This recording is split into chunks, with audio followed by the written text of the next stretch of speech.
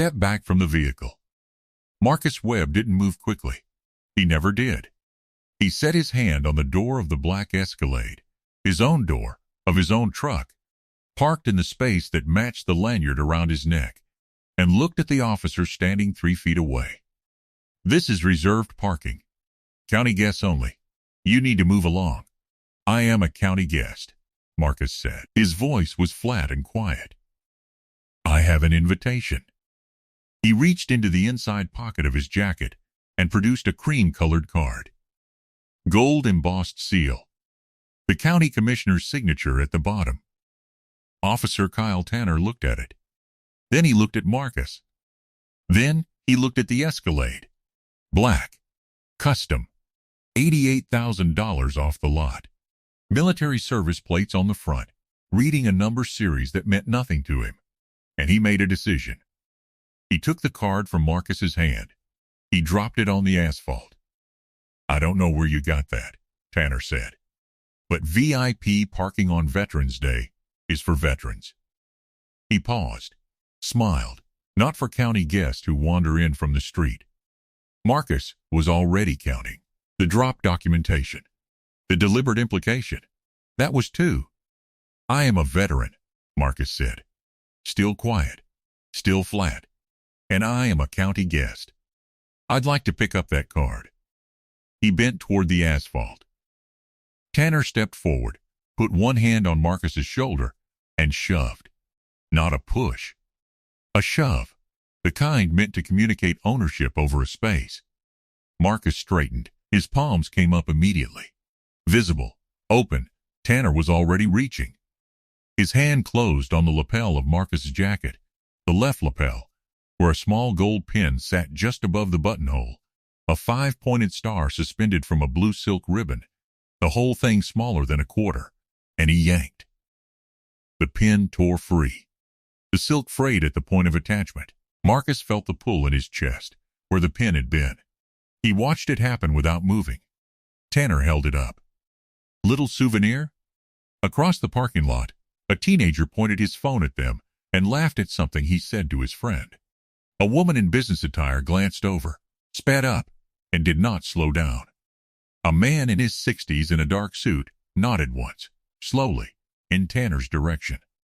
A second officer arrived at Tanner's shoulder. Officer Luis Reyes, 26 years old. He looked at the pin. He looked at Marcus.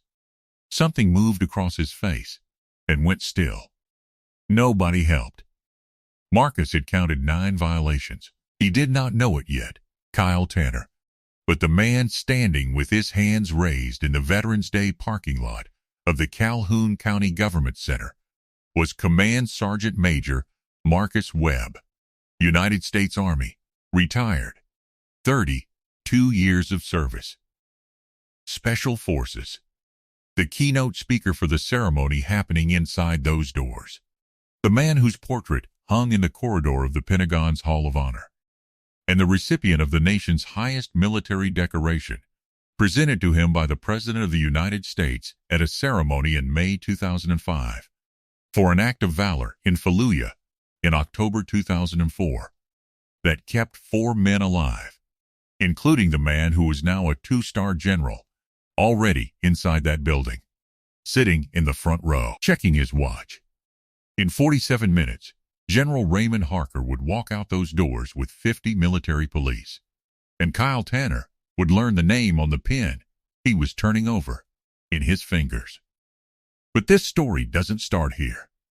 Rewind to that morning, to a house on the east side of the county where the land goes quiet at the edge of town, and the oak trees have been standing long enough that nobody remembers who planted them. Marcus Webb, 58 years old, was at his kitchen table at 6 in the morning with his second cup of coffee and a legal pad covered in handwriting. Notes for the speech. 14 names. He had 14 names to honor today. Veterans from Calhoun County who died in service, and whose families would be in that room. And Marcus was not going to stand at that podium and talk about himself. He was going to say each name out loud, slowly, and let the silence between them mean what it meant. He was the son of a man named Chester Webb, who worked 39 years in the Alabama coal mines and died of black lung before his boy ever wore his dress uniform home. Marcus had worn it home anyway, on leave during his second tour, and stood at the grave with the flag folded in his hands and a color guard behind him, and understood for the first time what it meant to carry something for someone who couldn't anymore. He put the flag in the closet next to a brass-framed letter, third paragraph, 6 lines. The formal language of a citation, describing what he did in a house in Fallujah in October 2004, when the building came down and the team was buried, and Marcus went back inside twice, pulling each man out by weight and name in the dark and the smoke. The second time for the young captain with shrapnel in his leg. The one who would become, 17 years later, Major General Raymond Harker, commanding officer of Fort Calhoun. The medal was at home, locked in its case, as it always was. What Marcus wore on his jacket was the lapel pin, a small civilian indicator worn by recipients in situations that called for it. A Veterans Day ceremony in his own county, where he had been asked to be the keynote speaker, qualified. His wife Diana had held his face in her hands at the door the way she did when she wanted him to know she was watching. "Documentation wins," she said. "Emotion loses," Marcus answered. "Evidence is everything." She had gone ahead to the building. 24 years as a JAG Corps attorney. 12 years as a senior partner at a civil rights firm. Diana Webb did not send people off into the world without armor. Marcus drove the 11 minutes to the government center and pulled into the space marked with his name on a laminated card and got out of his truck and met Kyle Tanner. Kyle Tanner had worked the county for 8 years. His photograph hung in the station lobby twice. Officer of the Year, both times. Shaking the hand of Captain Gerald Watts, who had been Tanner's supervisor since his first year, and who had been, before that, Tanner's uncle's college roommate. In 8 years, Tanner had collected 11 formal complaints, 2 from residents he had removed from vehicles in what the paperwork called a wellness check, 3 from business owners in what the department called the lower commercial district, 6 from community members who used words like excessive force and racial profiling in their statements, whose cases went to the county internal affairs office, which shared a hallway with Captain Watts's office, and which had, in 8 years, found cause to proceed in 0 of those 11 cases. Tanner believed in what he was doing. That was the important thing to understand. When he saw the Escalade in the reserved lot, he was not performing authority. He was exercising it. He saw a wrong object in a right space, and the correction of that was his job. And he was doing his job, and he was 31 seconds into the worst mistake of his career. Inside the building, General Raymond Harker was at the window of the commissioner's private office, reviewing a card in his hand. He had driven from Fort Calhoun with his aide and 2 security detail officers, and arrived 40 minutes early, because Marcus had asked him to say a few words about each of the 14 names, and Harker had spent the drive learning to pronounce every one of them correctly. He said them to himself quietly. He did not want to get a single one wrong. At 10:14 in the morning, Diana Webb pushed through the side entrance of the building, walked directly to the event coordinator's desk, and asked for a private office with a charger. She had already pressed record on her own device. She had already sent 2 messages, one to her firm's investigative coordinator, one to a number she had not used in 3 years, but kept current in her contacts, belonging to a retired federal civil rights investigator who owed her a favor and would not consider this a waste of it. She had seen the whole thing through the lobby glass as she was walking in. She did not run. She did not raise her voice. She sat in the borrowed office, opened her tablet, and built the timeline from the first second, noting the time, the officer's badge number, the physical contact, and the specific item removed. In the parking lot, Tanner had Marcus against the hood of the Escalade. Marcus's palms were flat on the metal. The metal was cold. A group of 4 people arriving for the ceremony slowed at the edge of the lot, glanced over, then moved faster, eyes forward. The teenager with the phone had repositioned for a better angle. "Resisting," Tanner said, loud enough for Reyes to hear it. Marcus had counted 11 violations. He said nothing. Reyes was looking at the pin. Tanner had set it on the hood of his cruiser. The 5-pointed star. The pale blue ribbon.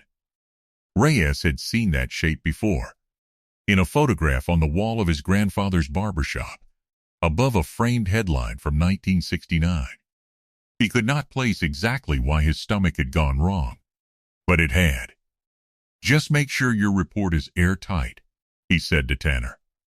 "Always is," Tanner said. 38 minutes left. Inside, Diana had the firm's civil rights coordinator on the phone and was speaking in the low, measured tone of someone building a legal record in real time. She named the officer. She named the location. She described the physical contact and the removal of the lapel pin.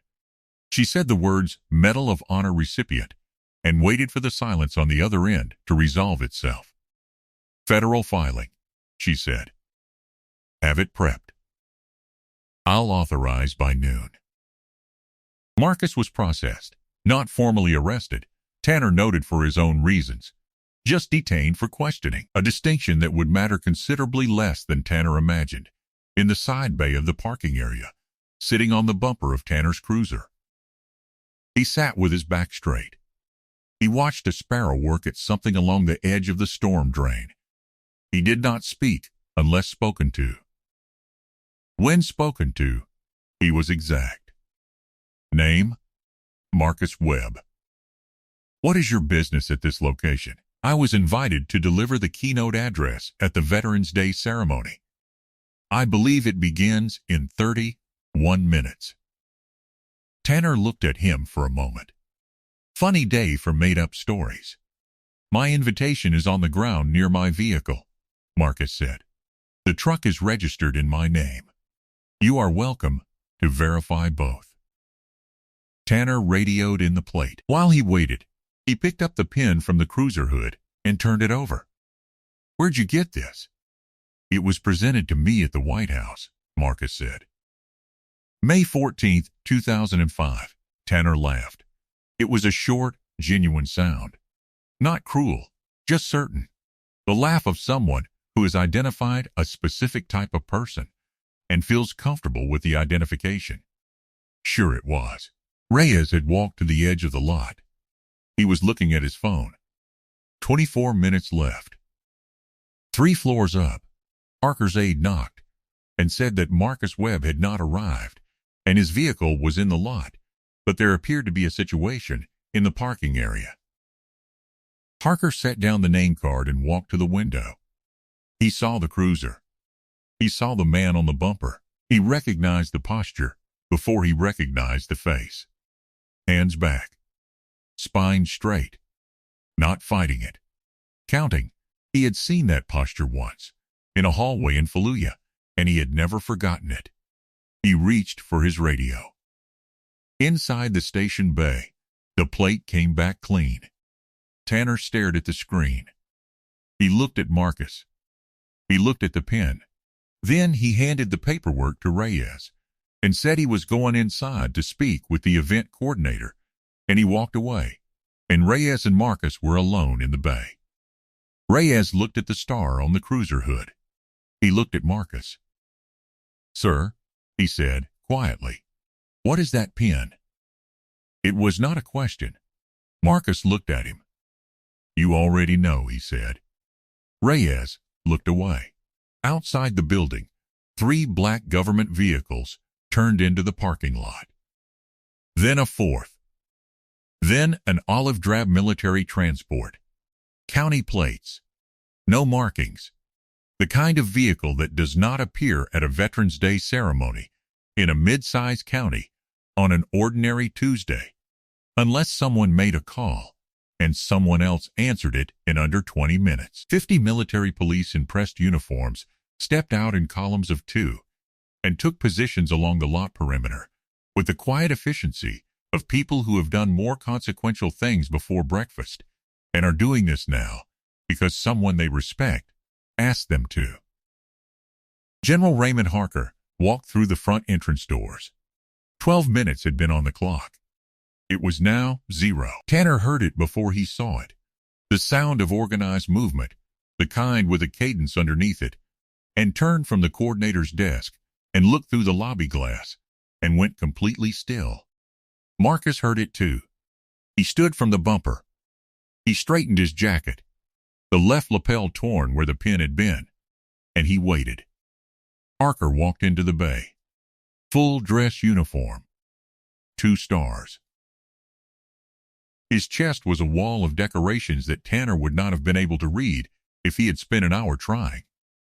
He stopped when he saw Marcus. His expression did not change. Neither man spoke for a long moment.